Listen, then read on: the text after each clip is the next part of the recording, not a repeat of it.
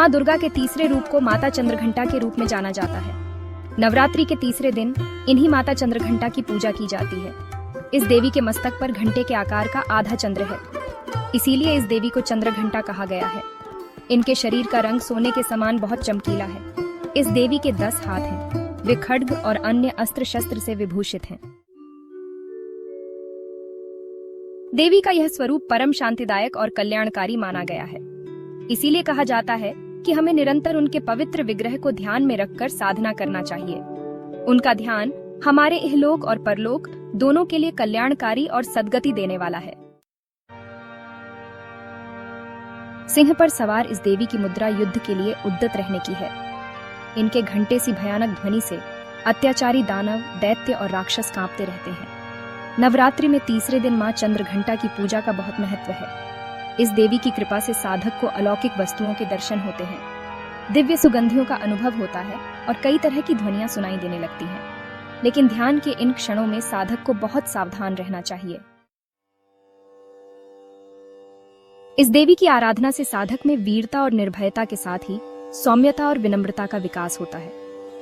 इसलिए हमें चाहिए कि मन, वचन और कर्म के साथ ही काया को विहित विधि विधान के अनुसार परिशुद्ध पवित्र करके चंद्रघंटा के शरणागत होकर उनकी उपासना आराधना करना चाहिए। इससे सारे कष्टों से मुक्त होकर सहज ही परम पद के अधिकारी बन सकते हैं। यह देवी कल्याणकारी है। माता चंद्रघंटा की कथा।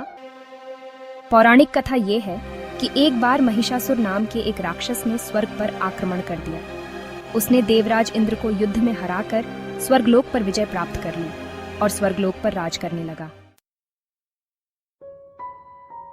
युद्ध में हारने के बाद सभी देवता इस समस्या के निदान के लिए त्रिदेवों के पास गए। देवताओं ने भगवान विष्णु, महादेव और ब्रह्मा जी को बताया कि महिषासुर ने इंद्र, चंद्र, सूर्य, वायु और अन्य देवताओं के सभी अधिकार छीन लिए हैं और उन्हें बंदी बनाकर स्वर्गलोक पर कब्जा कर लिया है। महिषासुर के अत्याचार के कारण देवताओं को धरती पर निवास करना पड़ रहा है।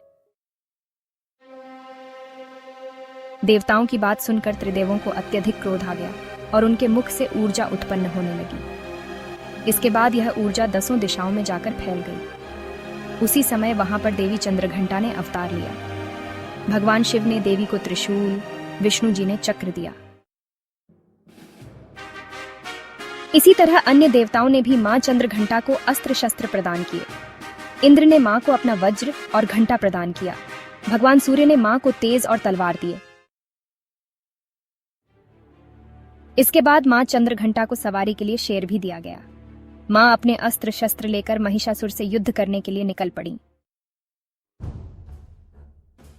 मां चंद्रघंटा का रूप इतना विशालकाय था कि उनके इस स्वरूप को देखकर महिषासुर अत्यंत डर गया। महिषासुर ने अपने असुरों को मां चंद्रघंटा पर आक्रमण करने के लिए कहा। सभी राक्षस से युद्ध करने के लिए मैदान में उतर गए। मां चंद्रघंटा ने सभी राक्षसों का संहार कर दिया। मां चंद्रघंटा ने महिषासुर के सभी बड़े राक्षसों को मार दिया और अंत में महिषासुर का भी अंत कर दिया। इस तरह मां चंद्रघंटा ने देवताओं की रक्षा की और उन्हें स्वर्गलोक की प्राप्ति कराई। आशा करती हूँ ये कथा और जानकारी आपके ज्ञान में वृद्धि करेगी। आखिर में आपसे एक अनुरोध है कि मेरा प्रयास अगर आपको अच्छा लगा तो एक लाइक और कमेंट जरूर दीजिएगा, ताकि मुझे भविष्य के लिए प्रोत्साहन मिल सके और मैं आपके लिए ऐसी और जानकारियां जुटा पाऊं। धन्यवाद।